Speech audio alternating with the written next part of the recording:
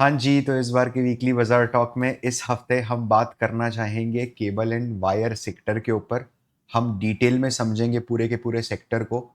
इसको तीन पार्ट्स में मैंने डिवाइड करा है। Number one, first we'll understand कि भाई सेक्टर है क्या, मोटा माटा क्या है wire and sector, cable in sector, ठीक है। क्या चीज़ है, कौन बड़े प्लेयर्स हैं, क्या नहीं, तो इंट्रोडक्शन दिया है। सेकेंड पार्ट में हमने डिमांड को समझा है कि केबल एंड वायर में डिमांड कैसी है। और फिर थर्ड पार्ट में हमने सप्लाई को समझा है कि सप्लाई साइड कैसा चल रहा है पूरे सेक्टर का, है ना, ताकि आप एक सेक्टर का बैलेंस इक्विलिब्रियम समझ सको। तो सेक्टर को ऐसे ही एनालाइज करा जाता है, ऐसे ही करा जाना चाहिए। आप यहां पर इस सेशन के थ्रू ये तो समझिए ही समझिए कि केबल और वायर सेक्टर क्या है, कैसा मूव कर रहा है, क्या नहीं कर रहा है, बट ये भी समझ लीजिए कि एक सेक्टर अगर आप एनालाइज करते हो तो आपको क्या क्या चीजें देखनी है। पिछले 5 सालों में वायर एंड केबल में बिजनेस में एक जिसको बोलते हैं ना, एक भूचाल जैसा एक ड्रीम रन आया है। ठीक है, अगर आप देखोगे तो कंपनी के प्रॉफिट आफ्टर टैक्स कंटिन्यूअसली बढ़े। ठीक है, कंपनी के मार्जिन भी बढ़े, पैट मार्जिन बढ़ा है। मतलब 2019 में नेट प्रॉफिट जो होता था वो 6% के आसपास होता था, आज वो 10% के आसपास है। मार्जिन है ये, ध्यान रखना, ये सेक्टर का मार्जिन है। इतना पैसा निकाल सकते हो वायर सेक्टर से। इंप्रूवमेंट हुआ है वर्किंग कैपिटल में, डेट तो कम हुए ही है डेफिनेटली। समझना, यहां पर FY20 में ऑन एन एवरेज 85 डेज की वर्किंग कैपिटल की रिक्वायरमेंट होती थी कि आपको 85 डेज की सेल्स के बराबर का पैसा धंधे में निवेश करके रखना पड़ेगा। वो यहां पर कम होके क्लोज टू 60 डेज हुआ है, क्लोज टू 60 डेज हुआ। तो डेफिनेटली यहां पर क्या एफिशिएंसी इंप्रूव हुई है, क्या ऑपरेशनल एफिशिएंसी भी बढ़ी है क्या। यह ना वर्किंग कैपिटल डेज का कम हो जाना किसी भी सेक्टर में डोमिनेंस को दिखाता है। कोई भी सेक्टर की डोमिनेंस को दिखाता है अगर वर्किंग कैपिटल कम हो रहे हैं तो, आप कम धंधे पे काम कर पा रहे हो तो। अगर हम देखेंगे तो ऑर्गेनाइज्ड प्लेयर कंटिन्यूअसली बढ़े हैं, है ना, 61% से बढ़ के 80% हो गए। तो मार्केट सब ऊपर की ट्रेजेक्टरी में जा रहा है कंटिन्यूअस बेसिस के ऊपर। एक्सपोर्ट का रेवेन्यू बढ़ा है। समझना, एक्सपोर्ट सरप्लस कर रहे हैं अपन, we are importing 977, exporting 1500, there is a 54% surplus. समझिए, इतनी ग्रोथ दे दी है सेक्टर ने, उसके बाद भी क्या इस सेक्टर के अंदर कोई जूस बाकी है क्या? सर कैसे ग्रोथ दे दी है? जो लाइट ग्रीन है वो कंपनी की मार्केट कैप है 2019-20 में, और जो डार्क ग्रीन है वो कंपनी की मार्केट कैप है 2024-25 में। यहां पर देखिए आप, 15,000 से 90,000 करोड़। समझ रहे हो, 6 गुना। यहां पर 4,000 से 35,000 करोड़, मल्टीफोल्ड, ऑलमोस्ट 7-8 टाइम्स। यहां पर 10 टाइम्स, अपार 10 times. Finolex almost double, 2x। इतना सर ग्रो तो कर ही चुका है, पूरा सेक्टर फट चुका है, आगे कुछ बचा है क्या इसके अंदर, वो समझा दो। एक बात बताऊं, कभी भी है ना, आप सिर्फ हिस्टोरिकल बेसिस के ऊपर डिसीजन मेकिंग नहीं कर सकते। इसीलिए मैं बताऊंगा that how we should learn about the sector. हम सेक्टर के बारे में समझेंगे कैसे। इस समय जो वायर और केबल का मार्केट है वो 75,000 से 85,000 के आसपास का है टोटल मार्केट इंडिया में। मतलब इतना माल बिक जाता है। समझना, यही रेंज है, अलग अलग जगहों पर अलग अलग कोट है। समझना, और मार्केट एक्सपेक्टेड टू ग्रो है 8%, कि 2032 तक ये 8% से ग्रो करेगा। अगर ये 8% से ग्रो कर जाता है तो ये जो मार्केट है ये यहां से डबल हो जाएगा, 2x, 1,45,000 करोड़ का मार्केट हो जाएगा। वाकई में अगर अगले 7 साल के अंदर वायर एंड केबल का मार्केट डबल हो रहा है तो धंधे में कुछ तो बात है, कुछ तो बात है। समझना, अब है ना, अपने को सबसे पहले यह समझना है कि सर इसमें यह समझाओ कि वायर और केबल के बीच में क्या फर्क है। मैं तेरे को बेसिक डेफिनेशन समझा देता हूं। वायर मतलब अंदर कॉपर है और उसके ऊपर प्लास्टिक का एक रोल लेयर चढ़ा हुआ है। वो वायर जो ये इसके अंदर लगा होगा पीछे स्विच बोर्ड में ऊपर, जो घरों के अंदर वायर लगते हैं, वो वायर है। केबल पता है क्या होता है? केबल होता है क्लस्टर्स ऑफ वायर। समझ रहे हो? आपने ये भी देखा है, देखा हुआ है सर आपने, जिसमें बहुत सारे वायर्स होते हैं। क्या ये हैवी ट्रांसमिशन के लिए यूज होता है क्या? समझना, ये हैवी ट्रांसमिशन के लिए यूज होता है। और क्या ये होम और मतलब रिटेल लो लेवल डिस्ट्रीब्यूशन के लिए यूज होता है? यस, ये डिफरेंस है। चलो, अब है ना, वायर सेक्टर में इंडिया में जो प्लेयर्स है ना, वायर सेक्टर ऐसा है बिल्कुल, आप समझना कार्टेल जैसा प्ले करते हैं लोग। अब ये प्लेयर्स ने अपने अपने इलाके बांट रखे हैं। जैसे कि आपार ने बोला कि मैं फोकस करूंगा फ्लेक्सिबल और स्पेशलिटी वायर्स पे, मतलब मैं रेलवे के लिए वायर बनाऊंगा, सोलार वायर बनाऊंगा, डिफेंस वायर बनाऊंगा, रोबोटिक्स वायर बनाऊंगा। समझना, और मैं तो भाई मेजॉरिटी अपना सेल बाहर करूंगा जी। ठीक है। आर काबिल बोलता है कि मैं होम बिल्डिंग इंटरनल वायरिंग्स करूंगा, मैं हाउसिंग वायर बनाऊंगा फायर प्रूफ। ठीक है। केईआई वायर केबल्स बोलता है कि हम है ना low tension high tension power cables बनाएंगे।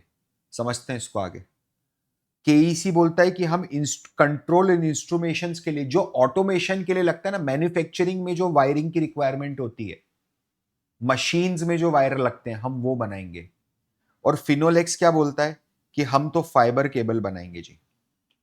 इसका ये मतलब नहीं है कि ये लोग दूसरे प्रोडक्ट्स नहीं बना रहे, सब लोग सब कुछ बनाते हैं, लेकिन है ना हर प्रोडक्ट हीरो प्रोडक्ट है अलग अलग कंपनीज के लिए। एक मिनट समझ लेते हैं, लो टेंशन, मीडियम और extreme tension which is high tension, और एक्स्ट्रा हाई वोल्टेज के अंदर फर्क क्या है? एक तो नंबर वन, कितना परसेंट कितना वोल्टेज ये कैरी करता है, कितना ज्यादा पावर कैरी कर सकता है, उसका फर्क है। लो टेंशन वायर्स कम पावर कैरी करते हैं, हाई टेंशन वायर में ज्यादा पावर होता है, एक्स्ट्रा हाई वोल्टेज में और ज्यादा पावर होता है। समझना, अगर आपको नेशन वाइड बिजली पहुंचानी है तो एक्स्ट्रा हाई वोल्टेज लगेगा, आप तेज वोल्टेज में बिजली भेजोगे। तो इनकी डिमांड क्या है? तो ये डिमांड आ गई जी कि अगर माल बिकता है तो 50% माल लो टेंशन का बिकेगा, 30% माल मीडियम टेंशन का बिकेगा, और 20% माल हाई टेंशन का बिकेगा। लो टेंशन कहाँ यूज होगा? रेसिडेंशियल, कमर्शियल, रूरल, अर्बन, अपने wire. Medium tension industrial, sub station, जो मेरे लोकल पावर हाउस से घर तक आ रहा है वो वाला वायर। यूटिलिटी डिस्ट्रीब्यूशन, बिजलियां जल रही हैं, घर घर पार्क पार्क बिजली पहुंचा रहे हैं। एक्स्ट्रा हाई ट्रांसमिशन ग्रिड्स में लगेगा, रेन्यूएबल पावर के इवैक्यूएशन में लगेगा। आप जहां पर सोलर पावर जनरेट कर रहे हो वहां से जो ट्रांसमिट कर रहे हो वहां पर ये चीज यूज होगी। समझना इधर। तो हमें मार्केट को समझना पड़ेगा। जैसा मैंने आपको बोला, ऐसा नहीं है कि ये जो प्लेयर्स हैं ये दूसरे वायर्स नहीं बना रहे, बट हर प्लेयर का एक बहुत स्ट्रॉन्ग एरिया है। जैसे आर काबल जो है ना, वो B2C रेवेन्यू में किंग है, हाईएस्ट शेयर है उसका B2C रेवेन्यू में। अपार जो है वो लार्जेस्ट एक्सपोजर है, एक्सपोर्टर है, और प्रोड्यूसर है स्पेशलिटी वायर का। फिनोलेक्स जो है वो सबसे बड़ा मैन्युफैक्चरर है टेलीकम्युनिकेशन केबल्स का। केईआई जो है वो ग्लोबल मैन्युफैक्चर है, बड़े बड़े एक्स्ट्रा हाई वोल्टेज केबल्स बनाता है, मोटे मोटे केबल बनाता है। तो सबका अपना अपना सेगमेंट है जहां पर उनके प्रोमिनेंट प्लेयर्स हैं वो लोग। समझना। अच्छा, अगर आप एक मिनट वायर और केबल की डिमांड पे फोकस करते हो, जो मैंने डिमांड की बात करी थी, तो जरा देखना वायर और केबल की डिमांड कहां से आ रही है। तो बोलता है कि सर मेजर डिमांड जो आती है 35% डिमांड रियल एस्टेट से आती है, पावर डिस्ट्रीब्यूशन से 15 आती है, ट्रांसमिशन से 4 आती है। सर ये डिस्ट्रीब्यूशन और ट्रांसमिशन का क्या डिफरेंस है बता दूंगा मैं, कोई दिक्कत नहीं है। ठीक है। पावर ग्रिड जो है उनसे 2% आती है, सोलर से 3%, विंड से 1%, इंडस्ट्रीज से 10%, ऑटोमोबाइल से 10%, इंफ्रास्ट्रक्चर से 10-7%, डिफेंस से 2%, रेलवे से मात्र 1%, इलेक्ट्रिकल हेवी मशीनरी 8%। तो बहुत स्प्लिटेड अप है। डेफिनेटली वायर की रिक्वायरमेंट, एप्लीकेशन बहुत वाइड है, हर जगह वायर लगता है। तो मेरे रियल ग्रोथ ड्राइवर्स क्या हैं? What are my real growth drivers जो इसकी डिमांड को ड्राइव करते हैं? सबसे पहले तो रियल स्टेट है ना, बिजली बनेगी, घर बनेंगे तो बिजली लगानी पड़ेगी। बट प्रॉब्लम क्या होती है ना रियल स्टेट के अंदर, अगर रियल स्टेट में बूम आज आया, कंस्ट्रक्शन अगर आज करना शुरू करा रियल स्टेट कंपनी ने, तो क्या वायर की डिमांड आते आते 2-3 साल लग जाते हैं क्या? अबे पहले दिन वायर मंगवा के रखेगा क्या? गड्ढा खुदेगा ना सबसे पहले तो, उसके बाद कुर्सी हाइट लगेगी, फिर फाउंडेशन बनेगा, फिर और ऊपर बिल्डिंग, लास्ट फिनिशिंग के टाइम पे जाता है सर वायर, तो फिनिशिंग का काम है, कंस्ट्रक्शन में थोड़ा ना यूज होता है। तो यहां पर लैग हो जाता है। Plywood same, plywood home home decor home improvement businesses सारे के सारे, पेंट बिजनेस, क्या 3 इयर्स का लैग आ जाता है ऑन एन एवरेज रेसिडेंशियल में। समझ में आया ये? सर एनर्जी देखो आप, क्या हिंदुस्तानियों का एनर्जी कंजम्पशन डबल होने वाला है क्या? बिल्कुल डबल होने वाला है, समझना। तेजी से क्या इलेक्ट्रिफिकेशन बहुत तेजी से हो रहा है, वो भी हो रहा है सर, मेगा थीम बन रही है इनफैक्ट पावर और एनर्जी। आप देखो एक बार इलेक्ट्रिक ग्रिड काम कैसे करती है। से फॉर एग्जांपल आप समझना, आपने या तो सोलर के थ्रू पावर जनरेट किया या आपने विंड मिल के थ्रू पावर जनरेट किया, कहीं पर भी किसी भी पॉइंट पर पावर को स्टोर नहीं करा जाता है। मेरी बात समझ में आ रही है? पावर को स्टोर करना बहुत ज्यादा कॉस्टली है, फाइनेंशियली भी एंड इन्वायरमेंटली भी। बैटरीज लगेंगी तभी पावर स्टोर हो पाएगा, कैसे पावर स्टोर कर दूं मैं कि पूरे देश, नॉट पॉसिबल। तो कंटिन्यूअसली फ्लो होता, तो क्या होता है जहां भी पावर का जनरेशन होता है वहां से ट्रांसफॉर्मर्स में पावर आता है। ये ट्रांसफार्मर से, ये जो आपने ऐसे स्ट्रक्चर्स देखे होंगे हाईवे पर, इनको बोलते हैं ट्रांसमिशन लाइन।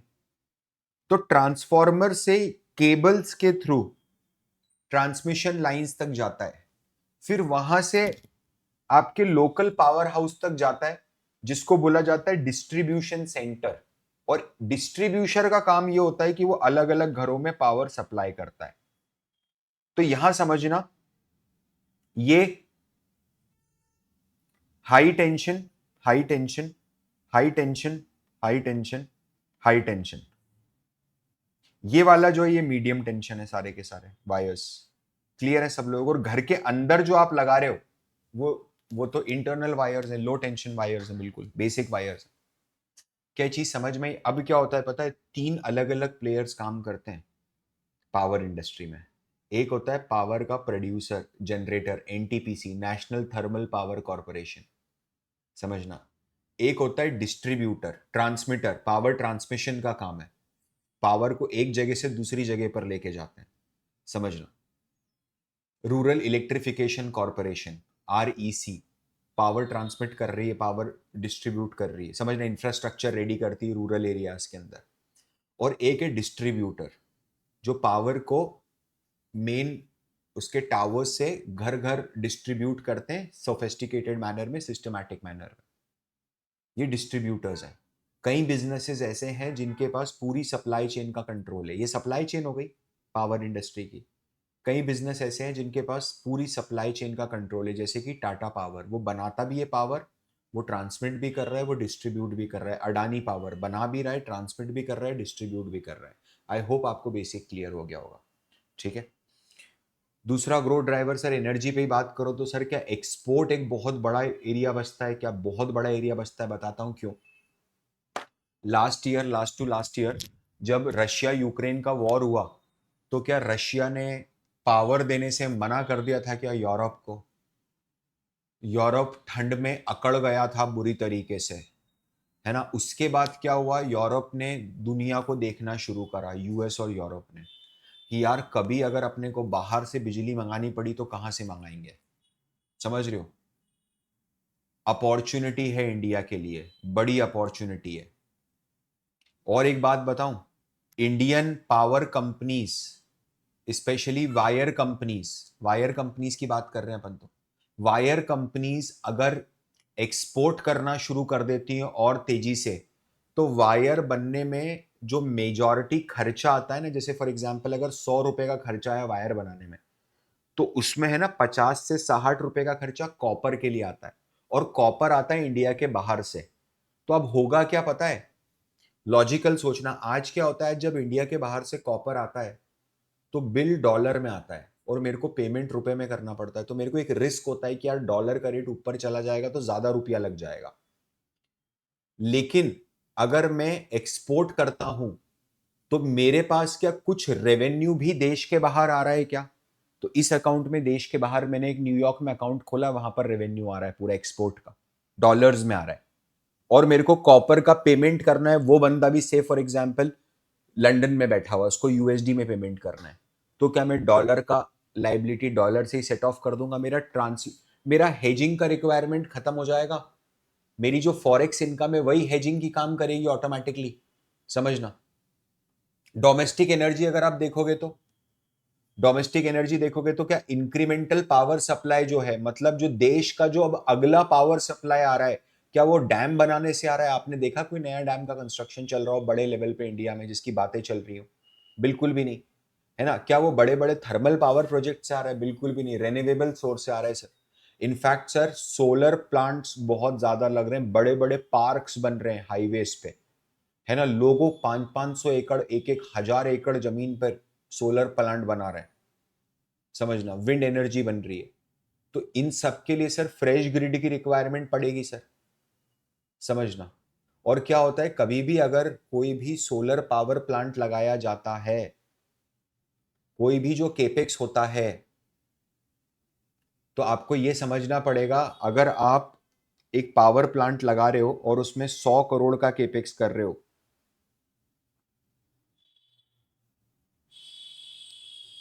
तो ट्रांसमिशन और डिस्ट्रीब्यूशन में अगर आप 100 करोड़ का केपेक्स करते हो, तो जो आपकी वायर और केबल की रिक्वायरमेंट है वो 50 करोड़ होगी। समझ रहे हो आप मेरी बात? टी केपेक्स मतलब transmission and distribution capex. Normal capex में ऐसा नहीं होता है, यहां पर ऐसा होता है। तो वायर एंड केबल की डिमांड बढ़ेगी इसके कारण। आप देखिए इंडिया की इंस्टॉल्ड कैपेसिटी डबल होने जा रही है, 12% की ग्रोथ करके ऑलमोस्ट डबल की तरफ बढ़ रही है। समझना, डिमांड थ्रू पावर। एक मिनट देखो ना, एक छोटा सा कॉन कॉल पढ़ते हैं केईआई इंडस्ट्रीज का। प्रियांक छेड़ा पूछ रहे हैं राजीव गुप्ता से, is there any big divergence और any one particular sector contributing to high incremental growth versus others? मतलब ये आप पूरे सेक्टर की बात कर रहा है, ये पूछ रहा है जो रिसर्च एनालिस्ट है, वो ये पूछ रहा है कि यार जो इंक्रीमेंटल ग्रोथ आ रही है, इंक्रीमेंटल मतलब जो अगले साल जो ग्रोथ आ रही है, जो नई नई ग्रोथ आ रही है, फ्रेश ग्रोथ जो आ रही है, वो क्या किसी एक पर्टिकुलर सेक्टर से आ रही है? और क्या पॉसिबल होगा उसको क्वांटिफाई कर पाना कहीं पर भी? क्या हम उसको कहीं क्वांटिफाई कर सकते हैं कि इतने परसेंट ग्रोथ सोलर से आ रही है, इतने परसेंट विंड से आ रही है? तो क्या बोलते हैं राजीव गुप्ता, केईआई के management, no each and every sector is growing, सारे सेक्टर ग्रो कर रहे हैं, ठीक है। Not a big sector but power is growing more, power ज्यादा तेजी से ग्रो कर रहा है। But if I have to specify one segment, Anil Gupta ने बोला, अगर मेरे को कोई एक सिग्निफिकेंट सेक्टर स्पेसिफाई करना है तो वो सोलर पावर प्रोजेक्ट्स हैं जो सिग्निफिकेंटली हाई है। फिर प्रियांक ने बोला लेकिन सोलर के अंदर तो इंस्टॉलेशंस बहुत तेजी से हो चुके हैं, तो अब ये जो नंबर ऑफ, यार जितनी तेजी से ग्रोथ शुरुआत में आती है, जैसे मान लो पिछले साल सोलर में 50 करोड़ के सोलर इंस्टॉल हुए थे, इस साल 400 करोड़ के हो गए, तो 8 गुना बढ़ गया। अब अगले साल 400 से 3200 नहीं होगा ना? मेरी बात समझ में आ रही है? तो धीरे धीरे बेस बढ़ता जाता है ना, बेस इफेक्ट आ रहा है, ठीक है। तो versus significant installation that have happened this year, मतलब फ्यूचर में कम होगा। तो वुड यू थिंक सो कि इसके कारण कोई दूसरा सेक्टर कंपनसेट होगा? तो अनिल गुप्ता क्या बोलते हैं समझना, अनिल गुप्ता बोलते हैं कि अगर पावर की अवेलेबिलिटी हाई होती है, अगर आपके पास पावर ज्यादा है, तो जो रिलेटेड इंफ्रास्ट्रक्चर है ना ट्रांसमिशन का और डिस्ट्रीब्यूशन का, यूजर इंडस्ट्री, उसको भी ग्रो करना पड़ेगा आपको। Always a balance of various sectors growing side by side, because अगर आप producing too much of power और कोई यूजर नहीं है उस पावर का, तो कोई बेनिफिट ही नहीं है इतना पावर जनरेट करने का। आप सोलर से कर लो या थर्मल से कर लो, तो यूजर सेक्टर को भी ग्रो करना पड़ेगा, मतलब पावर की डिमांड को भी ग्रो करना पड़ेगा। समझना मेरी बात। और ये इसलिए हम पढ़ रहे हैं, रीजन बीइंग, जो आप पावर ट्रांसमिशन और डिस्ट्रीब्यूशन कर रहे हो उसमें 50% तक का प्रोजेक्ट कॉस्ट आपका वायरिंग और केबल्स में जा रहा है। और क्या है पावर डिस्ट्रीब्यूशन में? वायर, खंबे खड़े करके वायर ही तो डालने हैं, सबसे बड़ा कॉस्ट ही वही है, बिजली का कॉस्ट थोड़ा ना है। बिजली का क्या कॉस्ट है भाई? मतलब बिजली लॉस हो रही है डेफिनेटली, अब ये सब आप 9th में पढ़ के आएगी कि बिजली ट्रांसमिशन में लॉस हो जाती है, नॉर्मल लॉस होता है वो, जैसे पेट्रोल गायब हो जाता है ना। आप बड़े टैंकर में अगर 1000 लीटर पेट्रोल डालते हो तो वापस 1000 लीटर नहीं निकलेगा, 995 निकलेगा, 4-5 लीटर पेट्रोल उड़ जाता है। सेम चीज है। Now understand this. Solar plants के अंदर भी ये जो पैनल्स होती हैं इनके पीछे बहुत महीन बारीक वायर लगे होते हैं। एक इंडस्ट्री स्टैंडर्ड है कि 1 मेगावाट सोलर प्लांट के पीछे 50 किलोमीटर सोलर केबल लगती है, जो अपार इंडस्ट्रीज बना रही है। 50 किलोमीटर, सोचो कितना गहन प्रोजेक्ट है। इसके अलावा ग्रोथ ड्राइवर्स, डेटा सेंटर्स, आप ये देखिए wire and cable cost as a percentage of total capex कितना होता है। अगर कोई इंफ्रास्ट्रक्चर का प्रोजेक्ट है ना, रोड हाईवे वगैरह बन रहे हैं, पुल बन रहे हैं, तो अगर वो 100 करोड़ में बन रहा है तो 3 करोड़ रुपए, ऑलमोस्ट 3 करोड़ रुपीस आपका जाएगा वायर एंड केबल में।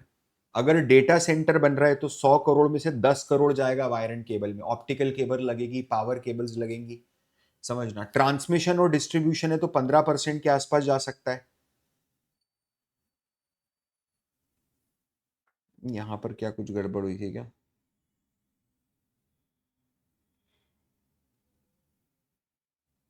कुछ होगा, मैं इसको करेक्ट करवाता हूं। चलो एनीवेज, दूसरे ग्रोथ ड्राइवर्स क्या है सर? इलेक्ट्रिफिकेशन हो रहा है गांव गांव तक जाके, ऑर्गेनाइज्ड चैनल्स आ रहे हैं, ब्रांड्स आ रहे हैं, है ना। ऑटोमोबाइल का पुश आ रहा है, रोबोट्स का पुश आ रहा है, ईवीज का पुश आ रहा है, चार्जिंग स्टेशंस बन रहे हैं, डिजिटाइजेशन हो रहा है, इंटरनेट का पेनिट्रेशन है।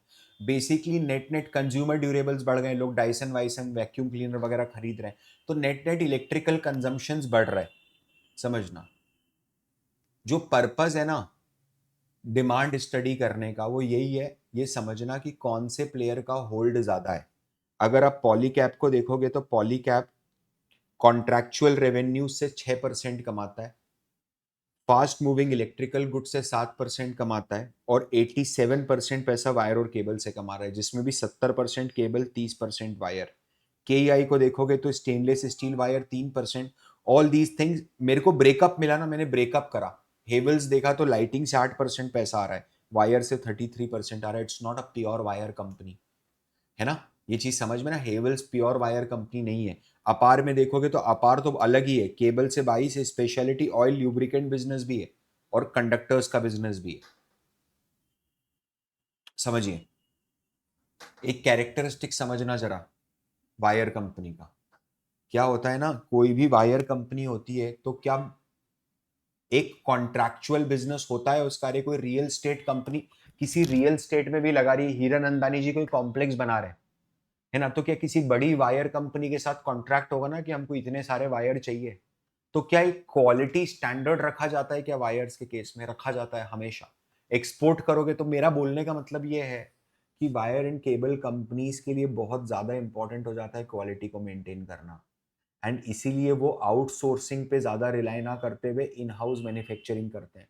और इसी कारण से जैसे जैसे उनकी सेल बढ़ती है और उनकी कैपेसिटी एग्जॉस्ट होने लग जाती है, फैक्ट्री की लिमिट पूरी हो जाती है, उनको क्या केपेक्स करना पड़ता है क्या फर्दर सेल बढ़ाने के लिए? नई फैक्ट्रीज खोलनी पड़ती है क्या?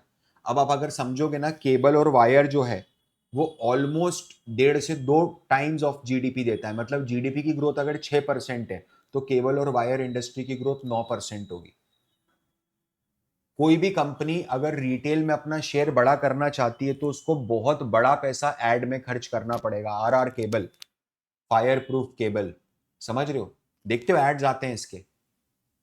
B to B, B to B sales जो है, और एक और चीज, जो बी टू बी सेल्स है ना, वो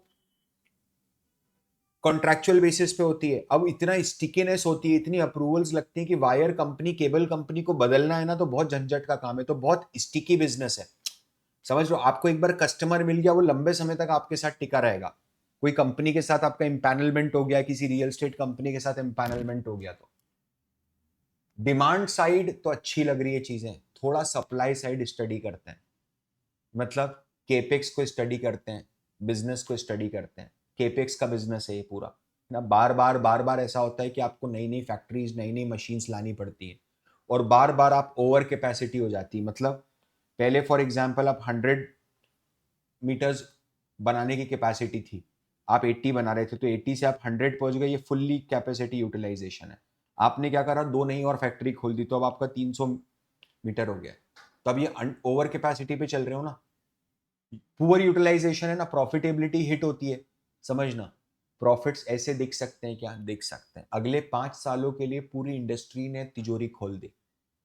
पॉलीकैब ने बोला मैं 4,500 करोड़ केपेक्स करूंगा, केईआई ने बोला मैं 1,300 करोड़ करूंगा, हेवल्स बोलता है 2,000, आरआर केबल बोलता है 1,200, समझना, और आदित्य बिरला बोलता है 1,800 करोड़। टोटल केपेक्स अनाउंस हुआ 1,100 करोड़। अब यहां पर पता है रस क्या है? रस ये है कि वायर एंड केबल इंडस्ट्री का जो मल्टीप्लायर है ना, वो क्या है वो समझना। अगर आप 1 रुपए का केपेक्स करते हो तो उससे आप 5 रुपए की सेल्स जनरेट कर सकते हो। आपकी कैपेसिटी इतनी हो जाती है कि आप 5 रुपए का माल बेच दो। समझ रहे हो आप मेरी बात? तो अगर सारी इंडस्ट्री मिलके 11,000 करोड़ रुपए का केपेक्स कर रही है तो कितना कैपेसिटी जनरेशन हो रहा है? Close to 55,000 crore. मेरी बात समझ में आ रही है? ये पता कैसे चला जी? ये ऐसे पता चला, पॉलीकैप को हम लोगों ने बेस बना के पकड़ा है 5 गुना। समझना, तो इसका मतलब ये है कि डिमांड और वायर अगले 55,000 करोड़ इसमें ऐड कर दी, 85,000 करोड़ का मार्केट तो अभी है। समझना, तो ये क्लोज टू 120,000 यानी 12% के हिसाब से ग्रोथ देगा। क्या देगा? सेक्टर में अच्छी ग्रोथ आ रही है, जो छोटे छोटे निश प्लेयर्स हैं वो बढ़ रहे हैं। रिस्क क्या है? रिस्क है कि सारे के सारे सेक्टर के रेशोज और मार्जिन पीक पर है। पीक पर है तो सर उससे क्या होता है? जब भी किसी सेक्टर में रेशोज और मार्जिन पीक पर चले जाते हैं ना, यूजुअली बोला जाता है कि सेक्टर का अपसाइड है। लेकिन यहां पर अभी ऐसा होते हुए पूरा दिख नहीं रहा है केपेक्स को देखते हुए। सबसे बड़ा रिस्क, नए प्लेयर्स एंट्री ले रहे हैं, तो आगे है ना मार्केट बहुत चॉपी हो सकता है, ग्लोबल अनसर्टनिटीज हैं। समझना, लेकिन सर ये अल्ट्राटेक और अडानी वायर और केबल में इतना इंटरेस्ट क्यों दिखा रहे हैं? बहुत सिंपल सी बात है गुरु, तेरे पास 100 करोड़ रुपया है, तूने ये 100 करोड़ रुपए वायर एंड केबल की फैक्ट्री खोलने में लगा दिए। हमने अभी देखा था रेशियो होता है 5x। 100 करोड़ रुपए लगा के तू कितने करोड़ की सेल जनरेट कर सकता है? 500 करोड़ की। आपको याद है इस सेशन के शुरुआत में मैंने आपको बताया था कि केबल इंडस्ट्री का अभी जो मार्जिन चल रहा है वो 10% चल रहा है। PAT, profit after tax margin 10%। तो 500 करोड़ की अगर आप सेल कर पाते हो तो उसमें क्या 50 करोड़ रुपए की आपकी कमाई हो जाएगी क्या? तो इसका मतलब 2 साल के अंदर पैसा फ्री हो जाएगा क्या? हाँ यार, सोचो ना, किसी ने 100 करोड़ अगर लगाया, अगर 1,800 करोड़ रुपए अल्ट्राटेक ने लगाया और इससे उनने पहले साल 9,000 करोड़ की सेल करी, दूसरे साल 9,000 करोड़ की सेल करी, तो पहले साल 10% के हिसाब से 900 का प्रॉफिट बना, दूसरे साल 10% के हिसाब से 900 का प्रॉफिट बना। मेरे को पता है मैं बहुत ओवर और बहुत ऊपर ऊपर से इसको ले रहा हूं, बट आपको ब्रॉडर लेवल पे समझ में आ रही है चीजें, वो ज्यादा इंपॉर्टेंट है ना, कि कितना चोखा बिजनेस है भाई। 2 साल का पेबैक पीरियड है, 2 ढाई साल 3 साल का होगा और क्या। 100 का केपेक्स करो, 500 का रेवेन्यू उठाओ, 50 का पैट, एक साल 50 का पैट, दूसरे साल 50 का पैट, धंधा फ्री, करते रहो। अच्छा, आप ईवी बाय बिड्डा देखो, सीमेंट वैल्यूएशंस भी देखो आप थोड़ा। सीमेंट को ईवी बाय बिड्डा मिल रहा है 18 का, वायर को मिल रहा है 22 का। सर ईवी बाय बिड्डा क्या होता है? मैंने बिड्डा पे बहुत डिटेल सेशन बनाए, दो दो सेशन बनाए, हम लोगों ने इसको डिटेल में कवर भी किया है। ये प्रॉफिट पैनिक प्रॉफिट प्लेबुक को आप इसको पढ़िएगा, March 7 का न्यूज लेटर है टीवीएस वीकली पे जाके, सबस्टैक पे। समझना। अच्छा, और ये अडानी और बिरला जी जो दोनों आ रहे हैं ना, ये लोग पता है क्यों घुस रहे हैं? क्योंकि इनको पता है कि हमारे पास पीछे कॉपर की बैकिंग है।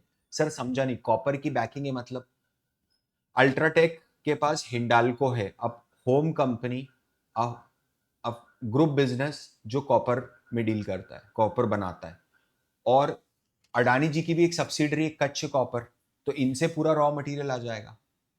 समझ रहे हो आप? अगर इन केस ऐसा होता है बाहर से खरीदना नहीं पड़ेगा। अल्ट्राटेक का कॉन कॉल देखिए, समझना। पीयूष खंडेलवाल बोलते हैं, got it, when I look at your PPT you mentioned specially in the cable side you are looking at lower tension cables. I just wanted to ask, would you be looking at some high tension, medium tension cables or EVH cables as well? और it's just wires and low tension cables? तो क्या बोला, currently we are planning to go after low tension cables, not evaluating high tension और EVH at this stage. समझिए अपने अभी तक के की टेक अवेज क्या है इसको लेके, अभी खत्म नहीं हुआ है। की टेक अवेज ये है कि वायर एक ऐसा धंधा है जहां पर आपको शुरुआत में एड स्पेंड करना पड़ेगा, वायर का नेटवर्क बहुत स्ट्रांग बनाना पड़ेगा। कंपटीशन तेजी से बढ़ रहा है, रियल एस्टेट की डिमांड आएगी नहीं आएगी अनसर्टेनिटी अभी, समझना। ग्रोथ फैक्टर्स अपन ने समझे उसके कि भाई ट्रांसमिशन डिस्ट्रीब्यूशन का इंफ्रास्ट्रक्चर बढ़ेगा, आपका डेटा सेंटर्स लग रहे हैं, रूरल इलेक्ट्रिफिकेशन हो रहा है। पावर केबल के अंदर ह्यूज टेलविंड है, बहुत बढ़िया है सेक्टर में, पीछे काफी पुश आ रहा है, समझ रहे हो। सोलर का पुश है, बहुत सारे स्पेशलिटी केमिकल का, स्पेशलिटी वायर्स का पुश है। बी टू बी बिजनेस, उसमें अप्रूवल्स और चेक्स की रिक्वायरमेंट होती है, तो स्टिकीनेस है बिजनेस के अंदर ना, कस्टमर की मेरे को लॉयल्टी लंबी मिल जाती है, समझना। जो अभी एग्जिस्टिंग प्लेयर्स है वो बड़ा केपेक्स कर रहे हैं, डिमांड सप्लाई का जो इक्विलिब्रियम बनता है वो देखने वाला बनेगा। सर ये क्या आप रिकमेंडेशन दे रहे हो क्या प्लेयर का? बिल्कुल भी नहीं। आपको क्या इस सेक्टर में से अभी हीरा ढूंढना पड़ेगा जो, और उसमें सबसे इंपॉर्टेंट चीज बताऊं, वैल्यूएशन उसका बहुत जस्टिफाइड होना चाहिए। मुझे नहीं पता, हमने अभी तक क्या करा है, हमने सेक्टर समझा, पास समझा, इंडस्ट्री के डायनेमिक्स समझे, कंपनी समझी। हमने ये देखा कि डिमांड कहां से आएंगी, ग्रोथ डिमांड क्या रहेगी, समझना। हमने ये समझा कि इंडस्ट्री की जो ग्रोथ है वो कैसे आ रही है, कंपनी का जो रेवेन्यू है उसका क्या स्प्लिट है। हमने ये समझा कि सप्लाई का इफेक्ट कैसे होता है, जो प्लेयर्स ने केपेक्स करा है कितना सप्लाई देगा आपको। हमने देखा अपॉर्चुनिटीज क्या है, रिस्क क्या है। अब क्या है, थोड़ा सा अपन कंपनी लेवल पे जाके देखते हैं, मतलब कुछ कॉन कॉल्स है जो अपन पढ़ने की कोशिश करते हैं केपेक्स के ऊपर। जैसे केईआई में ध्रुव भाटिया ने बोला,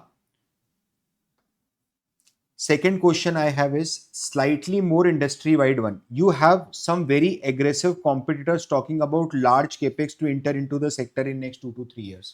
KI के मैनेजमेंट से बोल रहा है कि आपके कुछ कॉम्पिटिटर्स हैं जो बड़ा केपेक्स करके इंडस्ट्री सेक्टर में उतरना चाह रहे हैं अगले 2 साल में। How do you see that playing out? Demand is obviously very strong and will continue to grow. Demand तो स्ट्रांग है ही, बट क्या इसका मार्जिन पे कोई इंपैक्ट आएगा एक बार कैपेसिटी आती है तो, समझना। तो ये क्या बोल रहा है, we already are since last 15 to 20 years delivering the numbers. हम पिछले 15-20 साल से हर साल नंबर दे ही रहे हैं, अच्छे नंबर्स दे रहे हैं। Whatever we are saying we are delivering, जो भी हम बोल रहे हैं हम डिलीवर कर रहे हैं, even in last quarter also. So much you and cry are there in the industry. पिछले क्वार्टर में भी कितनी भसड़ मची हुई थी, but the industry has given the results not only by KEI but other players also. But ऐसा नहीं कि सिर्फ केआई ने अच्छा करा है, बाकी सब ने अच्छा करा है। The momentum in industry itself is very strong. Momentum industry में ही मोमेंटम बहुत स्ट्रांग है, समझना। तो अगर so if little bit EBITDA margin, no one can say anything but a major any major impact. तो थोड़ा सा एबिडा मार्जिन इधर उधर होता भी है तो उसका कोई इम्पैक्ट नहीं पड़ेगा ज्यादा, क्योंकि overall momentum is very strong. देखना मेरे को सेक्टर का पता चला ना, मैनेजमेंट के मुंह से पता चला। ग्लोबल कंपटीशन पे क्या बात करते हैं, श्रीनिधि ने पूछा है। My second question is, what are the principal competitors in non-US market? Are these local companies or these global companies? Or we face more from the Chinese competitor? I am talking about non-US market. तो बोलता है in non-US और US market we have only global competitors. हमारे usually global competitors ही हैं, regional competitors नहीं है। मतलब Brazil में जा रहा हूं तो ब्राजील की लोकल कंपनी से कंपटीशन नहीं है, जो कंपनी से फिलीपींस में कंपटीशन है उसी से ब्राजील में भी है, वैसा बोल रहा है वो। In the non-US market, whatever we are exporting, I have not seen any Chinese competition to us. हमारे पास कोई चाइनीज कंपटीशन नहीं आया। Why? Because we manufacture specialized tailor-made product for the projects. क्योंकि हम तो प्रोजेक्ट की रिक्वायरमेंट के हिसाब से प्रोडक्ट बनाते हैं। And whatever the tailor-made product are manufactured as per international specification with specified approval, don't face competition. सब अप्रूवल्स होती है तो कोई कंपटीशन फेस ही नहीं होता है। फिर बोलते हैं right sir, second I am bit confused on your margin guidance for the next 2 years. Would it be possible to quantify कि आपका एबिडा मार्जिन कितना आएगा? Just we are saying because of economies of scale from 27-28 onwards, our Sanand project would establish a little bit margin will improve, we say, but not in 26-27. No, margin improve होगा थोड़ा बहुत, उसने number नहीं दिया अभी तक। ठीक है, अल्ट्राटेक जब ये इंटर किया तब क्या बोला, देखो समझो। Several years ago, we started our building product division we called BPD. Within BPD, we have already launched multiple products such as mortars, waterproofing agent, Dr. Fix, water, ये Ultratech के भी fixets आते हैं, ठीक है, AC block, grouting materials and others. We serve the construction industry for almost 90 SKUs. 90 अलग-अलग SKUs देते हैं. As a part of extending our offering from BPD, we examined multiple other adjacencies in pipes, tiles, wood adhesive, sanitary fittings, lights, fans, dropped all these products category because they are not a strategic fit. तो हमने ना बहुत सारा analyse करा कि हम pipe में घुसे कि टाइल्स में घुसे कि वुड्स में जाएं ना, वुड एडेसिव मतलब फेविकॉल में जाए, सैनिटरी फिटिंग्स में जाए, सेरेमिक फिटिंग्स में, लाइट फैन में जाए, हमने सब साइड में ड्रॉप कर दिया. हमने क्या रखा, cables and wires came right on the top. Cable and wire ऊपर आए. Why? Because it is an strategic extension. सब चूनेबाजी होती है. स्ट्रेटेजिक एक्सटेंशन काय का स्ट्रेटेजिक एक्सटेंशन समझना. The product are on the back of the wall which is already presently building. तो ये जो प्रोजेक्ट बन रहा है ना, इसका जो बेस होगा ना, वो हमारे पास ऑलरेडी है. समझना. This is the only product, mind you, the only product that we thought prudent to add in the portfolio of our product. और वायर एंड केबल सिर्फ और सिर्फ एक लौता प्रोडक्ट था जिसको हमने ऐड करने का कंसिडर किया. Now understand wire and cable के बारे में क्या बोल रहा है. Let me get into more details of wire and cable. मेरे को वायर एंड केबल की और डिटेल्स में जाने दो. Like cement, wire and cable is not a repeat purchase. तो ये रिपीट परचेज नहीं है. It is not a discretionary purchase. ये डिस्क्रिशनरी परचेज भी नहीं है, आदमी को खर्च करना ही पड़ेगा.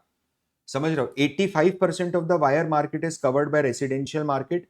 65% of the cement demand come from the residential market. तो बोल रहे हैं हमारा दोनों मार्केट सेम बन रहा है, रेसिडेंशियल मार्केट. और अगर मैं डीप डाइव करूं रेसिडेंशियल मार्केट में, तो रेसिडेंशियल मार्केट, रूरल मार्केट, जो रिटेल मार्केट्स हैं, वो 35% सीमेंट की डिमांड ड्राइव करते हैं. समझ रहे हो. हमारा बहुत स्ट्रॉन्ग प्रेजेंस है अल्ट्राटेक बिजनेस सॉल्यूशंस में, जहां पर हमारे पास हेड स्टार्ट है दूसरे प्लेयर्स के मुकाबले. अल्ट्राटेक शुरू से ही होम सॉल्यूशंस देता था. समझना. तो today as a part of offering from UBS store several products तो हम ऑफर कर ही रहे हैं. We are also selling water tank pipe, white cement. हम इसके साथ साथ वायर भी चिपका देंगे, यही बोलने की कोशिश हो रही है. तो वायर एक स्ट्रैटेजिक फिट है. समझ रहे हो आप. To conclude, by this time the wire and cable operations peak, cement capital employed will almost be 1 lakh crores against 1800 crores capex. हमारा 1 लाख करोड़ सीमेंट में लगा है और सिर्फ 1800 करोड़ का केपेक्स करा है हमने वायर में. तो कोई बहुत बड़ी बात नहीं है. समझ लो. ये बोल रहा है हाई एसेट टर्नओवर है 5 to 6x. समझना. 25% तक का आईआरआर निकल जाएगा इनका. बहुत अच्छा बिजनेस है वायर एंड केबल का. It's a very good business. Ideally आपको क्या करना चाहिए, क्या आपको अलग अलग कंपनीज को स्टडी करना चाहिए क्या? बिल्कुल करना चाहिए. ठीक है, आप मुझे बताइए, आपको कमेंट में बताना प्लीज यार, ये आपको सेशन कैसा लगा, आपको मजा आया कि नहीं आया. ठीक है, तब तक के लिए this is Parth Verma signing of.